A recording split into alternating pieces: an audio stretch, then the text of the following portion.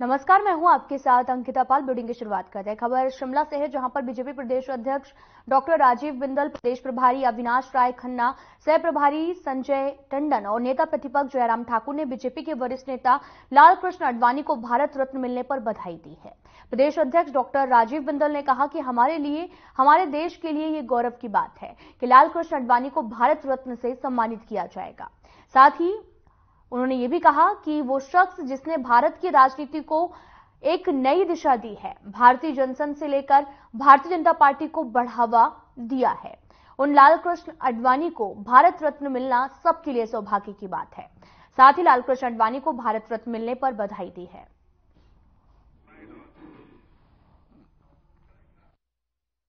हमारे लिए, हमारे देश के लिए बहुत गौरव की बात है कि श्रद्धेय श्री लाल कृष्ण आडवाणी जी को भारत रत्न से सम्मानित किया जाएगा। वो शख्स जिसने भारत की राजनीति को एक नई दिशा दी, भारत की राजनीति में शुचिता क्या होती है, पवित्रता क्या होती है, उसको एक नई दिशा दी। भारतीय जनसंघ से लेके भारतीय जनता पार्टी को और हर्ष देने वाले ऐसे श्री लाल कृष्ण आडवाणी जी को और भारत रत्न मिलना हमारे लिए, सबके लिए सौभाग्य की बात है। हम जहां उनको बधाई देते हैं, वहां भारत को बधाई देते हैं और नरेंद्र भाई मोदी जी का कोटि कोटि आभार व्यक्त करते हैं। खबर धर्मशाला से है, जहां पर जिला कांगड़ा के मुख्यालय में पत्रकार वार्ता करते हुए कांग्रेस पार्टी के कांगड़ा चंबा संसदीय क्षेत्र के प्रभारी निगम भंडारी ने कहा कि कांगड़ा चंबा संसदीय क्षेत्र की विशेष बैठक का आयोजन कांग्रेस पार्टी के अध्यक्ष कर सिंह पठानिया के नेतृत्व में किया गया है। इस बैठक में तमाम अग्रिम संगठनों के अध्यक्ष मौजूद रहे और साथ ही यह भी कहा कि लोकसभा चुनाव होने हैं, वहीं उसमें संगठन की क्या भूमिका रहने वाली, इस बात पर भी चर्चा की गई है।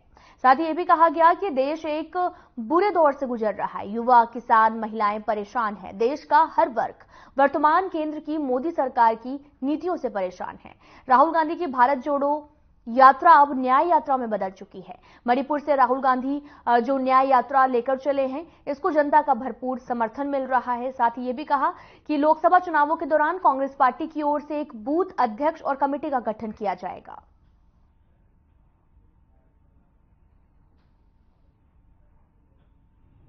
जो आज की जो प्रेस वार्ता थी अखिल भारतीय कांग्रेस कमेटी की तरफ से, मुझे कांगड़ा चंबा संसदीय क्षेत्र का कोऑर्डिनेटर नियुक्त किया गया है।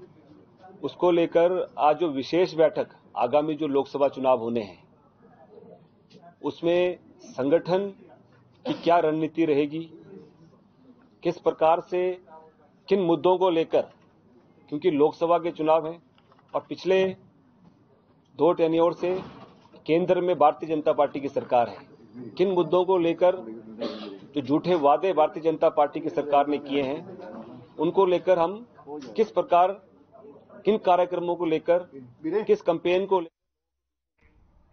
सोलन की बद्दी में बीते कल एक कॉस्मेटिक फैक्ट्री में लगी आग की घटना पर उद्योग मंत्री हर्षवर्धन चौहान का बयान सामने आया। उन्होंने कहा कि इसमें अभी तक एक महिला की जान गई है और 30 लोग घायल हुए हैं, जिनका इलाज भी चल रहा, और इस घटना में 13 लोग गायब भी हैं, जिनके बचने की संभावना कम है और उनके निकलने का जो प्रयास है वो भी लगातार किया जा रहा है और सीएम ने इसमें उच्च स्तर की जांच की घोषणा की है।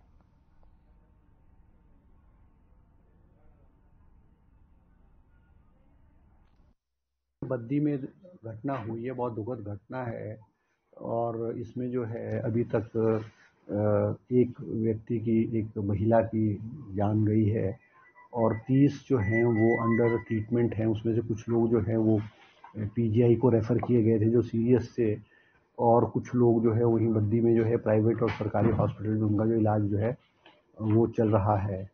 और 13 लोग जो है वो मिसिंग है, जो एडमिनिस्ट्रेशन ने मुझे कहा है कि उन 13 की बचने की संभावनाएं कम है और मुख्यमंत्री जी ने इसमें जो है एक इंक्वायरी ऑर्डर की है, हाई लेवल इंक्वायरी ऑर्डर की है और एडमिनिस्ट्रेशन ने जो है उसमें कोशिश की है, उसमें जो भी संभव हो सकता था करने की। नहीं, देखो अब वायलेशन तो हुई है, बहुत सारी फैक्ट्रीज में उल्लंघन होता है। अब ये हम एक इंक्वायरी ऑर्डर करेंगे और जो सेट प्रोसीजर्स है हर फैक्ट्री में, वो सेट प्रोसीजर, चाहे वो फायर सेफ्टी इक्विपमेंट्स है और जो निकासी का है वो होना चाहिए।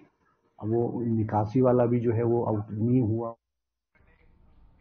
राजधानी शिमला में कपा देने वाली ठंड के बावजूद भी क्रमिक अनशन पर बैठे एसएमसी शिक्षकों के हौसले बुलंद हैं। उपायुक्त कार्यालय के समीप नियमितीकरण की मांग को लेकर एसएमसी शिक्षकों का क्रमिक अनशन का 8वां दिन है। शिमला में शनिवार को बर्फबारी के दौरान भी शिक्षक धरने पर डटे हुए हैं। उनका रजाइयां तक बर्फबारी और वर्षा में गीली हो रही हैं, लेकिन एसएमसी शिक्षक संघ ने आपको बता दें कि तिरपाल लगाकर किसी तरह से अनशन स्थल को सूखा रहने के प्रयास किया है। शिक्षकों का भी साफ तौर पर कहना है कि जब तक नियमितीकरण की मांग पूरी नहीं की जाती तब तक बर्फबारी और कड़ाके की सर्दी में उनके आंदोलन की गर्मी को परास्त नहीं कर सकती है। तो पिछले कल में भी यहाँ पे कई बार जो है बर्फ हवा से अंदर आ रही है, रजाई हमारी गिल्ली हो रही है, परंतु हमारे जो अध्यापक साथी यहाँ बार बार आ रहे हैं उनका एक ही लक्ष्य है नियमितीकरण। हमारे ऊपर परिवार का अब बोझ जैसे जैसे अब हम भी देख रहे हैं, आप बुजुर्ग होते जा रहे हैं। अभी तक हम जो है अपने परिवार के लिए दवा दारू का बहुत मुश्किल से मैनेज कर रहे हैं, इस बात को आप समझ सकते हैं। तो हमारे लिए जो है लक्ष्य एक बहुत बड़ा है नियमितीकरण का। तो ऐसे में हमें जो है ये रातें गुजारनी भी, कहीं सरकार की आस लगाए बैठे हैं कि कहीं ना कहीं जो है सरकार आएगी, परंतु ठंड नहीं लग रही अब हमें। अब हमारा लक्ष्य बड़ा है, हम तो ठंड में रह लेंगे। सोलन जिले के बदेल स्थित झाड़ माजरी में आपको बता दें कि अरोमा कंपनी में बीते दिन हुई आगजनी की घटना में पुलिस ने प्राथमिकी दर्ज कर आपको बता दें कि प्लॉट प्रबंधक को गिरफ्तार कर लिया है। इस आगजनी में करीब 30 लोग घायल हुए हैं, जिनमें से पीजीआई चंडीगढ़ में एक महिला की मौत हो गई और करीब 13 लोग लापता थे, जिनमें से 4 लोगों की डेड बॉडी मिल गई है। बाकी की तलाश भी जारी है। आपको बताते चले कि डीजीपी संजय कुडू मौके पर पहुंचे और राहत और बचाव कार्य को बारीकी से देखा। वहीं उपायुक्त सोलन आपको बता दें कि मौके पर भी स्थिति का नजर बनाए हुए रखे हुए हैं और साथ ही डीजीपी संजय कुडू ने यह भी बताया कि आगजनी प्रकरण पर प्राथमिकी दर्ज की गई है। वहीं प्लॉट प्रबंधक को गिरफ्तार किया गया है। लड़की थी मेरी। कितनी एज थी? 23-24 साल।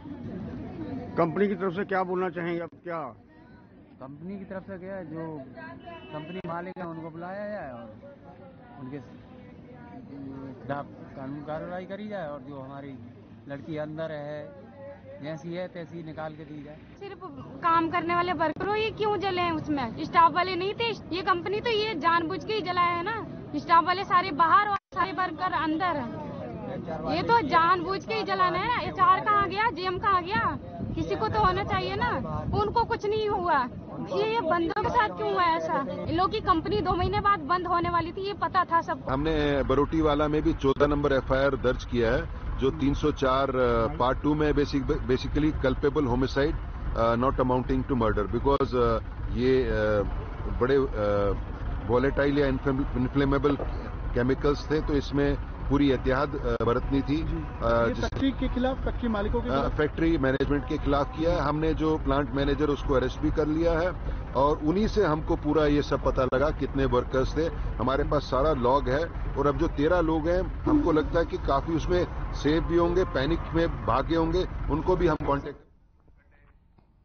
शिमला सहित हिमाचल प्रदेश के ऊंचाई वाले इलाकों में एक बार फिर से बर्फबारी का दौर शुरू हो गया है। मौसम विभाग की तरफ से 3 से 5 फरवरी तक मौसम के खराब रहने का अनुमान भी लगाया गया है, जबकि 3 और 4 फरवरी को प्रदेश के ऊंचाई वाले इलाकों में भारी बर्फबारी को लेकर मौसम विज्ञान केंद्र शिमला ने अलर्ट भी जारी किया है। शिमला के रिज मैदान में ताजा बर्फबारी देखकर पर्यटकों के चेहरे खिल उठे हैं और पर्यटक बर्फबारी का आनंद उठाते हुए नजर आए। शिमला घूमने पहुंचे पर्यटकों ने अपने अनुभव को भी शेयर करते हुए बताया कि पहली बार इस तरह की बर्फबारी गिरते हुए देख रहे हैं और शिमला का ट्रिप जो है वो सफल हो गया है। हमने फर्स्ट टाइम देखी है स्नोफॉल, बाकी हमने बर्फ तो काफी बार देखी, मगर पड़ते हुए हमने फर्स्ट टाइम देखी है। आज हम फुल एंजॉय कर रहे हैं अपनी जिंदगी का। करेंगे जी।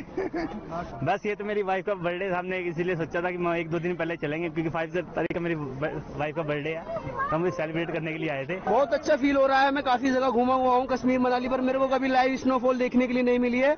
मेरे देखने के लिए मिल रही है। इतना अच्छा फील हो रहा है। प्रेडिक्शन में तो स्नो दिखा ही नहीं रहा था, लेकिन कुदरत का है, कुदरत का कानून कौन बदल सकता है, कुदरत के अपने वजह होते हैं। और देखो कुदरत की, आप खुद देख सकते हैं कितना प्यारा नजारा है। हरियाणा से आए हुए हैं जी, और यहाँ का हमने बहुत अच्छा लग रहा है जी। जो स्नोफॉल है वो रियल लाइव जी, ये पहली बार हमने देखी है जी यहाँ पे आके जी। शिमला तो हम पहले भी 3-4 बार आ चुके हैं, लेकिन हमें ऐसा नहीं कभी मिला मौका, लेकिन आज आके तो जन्नत में ही आ गए जी। बस देना चाहूंगी कि वो भी आए और ये इसका मतलब मजा ले, और बहुत अच्छा हो रहा है कि यहाँ पे स्नोफॉल हो रही है। एमपी स्नोफॉल जी, हाँ जी, क्योंकि इन्होंने किसी ने भी स्नोफॉल नहीं देखी थी, तो इसलिए इनको मैं लेके आई हूँ कि हाँ ये मजा ले सके कि हाँ कैसे स्नोफॉल होती है और कैसे एंजॉय कर सकते हैं।